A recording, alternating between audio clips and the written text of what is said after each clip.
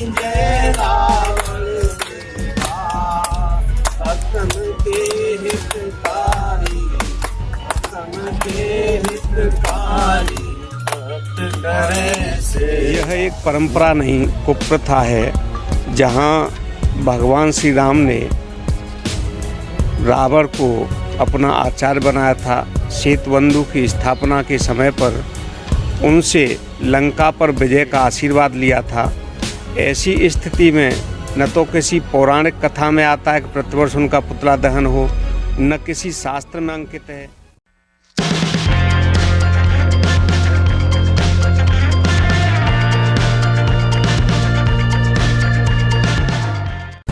दशहरा को जलते हुए रावण का पुतला तो आप हर साल देखते या फिर सुनते ही होंगे, लेकिन रावण की पूजा और पुतला दहन का विरोध शायद आपने नहीं देखा होगा।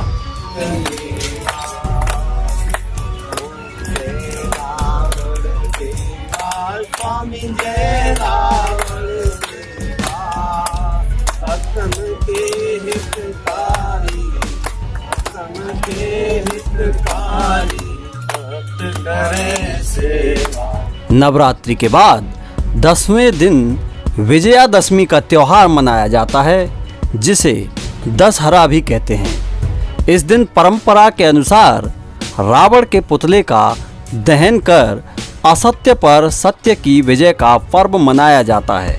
हमारी संस्कृति में भले ही रावण को खलनायक के रूप में देखा जाता हो, लेकिन हमारे ही देश में कुछ स्थान ऐसे भी हैं जहां रावण का दहन नहीं बल्कि उसकी पूजा की जाती है। जी हाँ, यकीन नहीं होता है तो जानिए कुछ ऐसी जगहों के बारे में जहां रावण की पूजा होती है। उत्तर प्रदेश के मथुरा में सारस्वत ब्राह्मणों द्वारा रावण की पूजा की जाती है। मान्यता है कि रावण सारस्वत ब्राह्मण था। इसी के अनुसार रावण के गोत्र के लोग उसकी पूजा करते हैं और पुतला दहन का विरोध भी करते हैं। यह एक परंपरा नहीं, कुप्रथा है, जहाँ भगवान श्री राम ने रावण को अपना आचार्य बनाया था। सेतुबंधु की स्थापना के समय पर उनसे लंका पर विजय का आशीर्वाद लिया था। ऐसी स्थिति में न तो किसी पौराणिक कथा में आता है कि प्रतिवर्ष उनका पुतला दहन हो, न किसी शास्त्र में अंकित है। यह एक चलन बन गया है कि बड़ा दशहरा आयोजित करेंगे और उसमें रावण के पुतले का दहन करेंगे, एक बुराई के रूप में देखेंगे। ये कुप्रथा है। इस कुप्रथा को दूर करने के लिए हम 20 वर्षों से संघर्ष करते आ रहे हैं और हर बार यही मांग करते हैं कि रावण का पुतला दहन न हो। मध्य प्रदेश के मंदसौर में भी रावण को पूजा जाता है।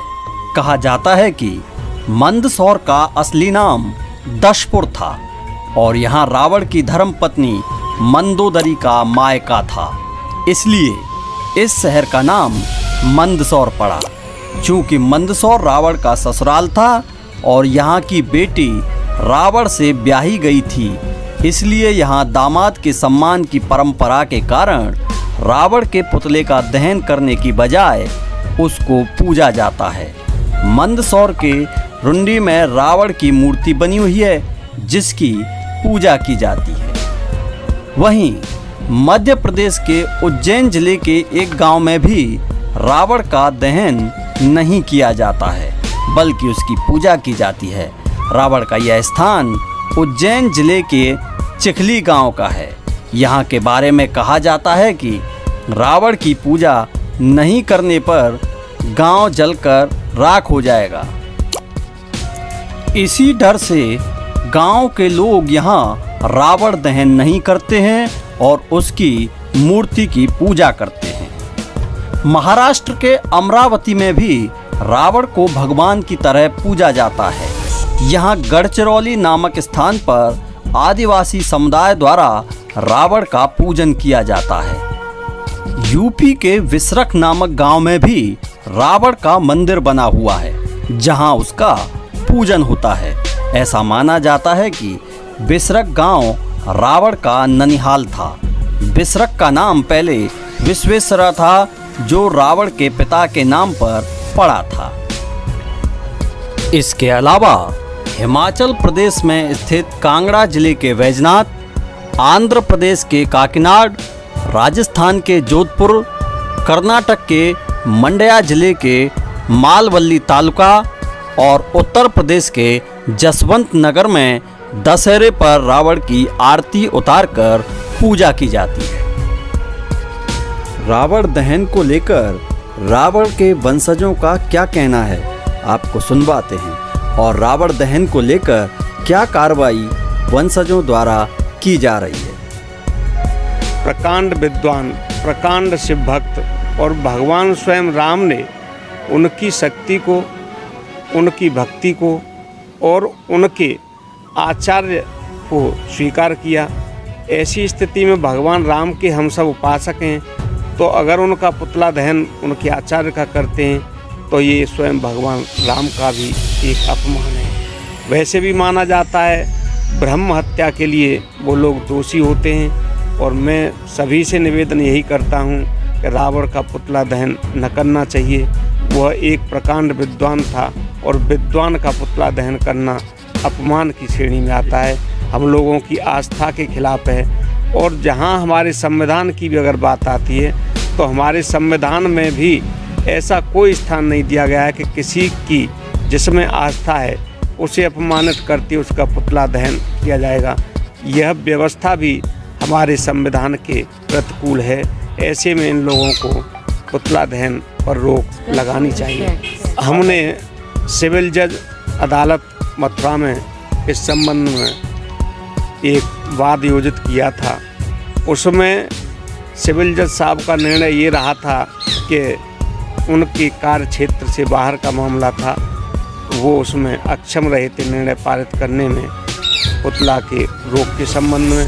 फिर जिला जज साहब ने हमारी अपील सुनी और जिला जज साहब ने स्वयं लिखा था कि प्रकांड विद्वान का पुतला दहन किया जाना अनैतिक है, लेकिन उस पर रोक लगाना स्वयं उनके हाथ में नहीं था।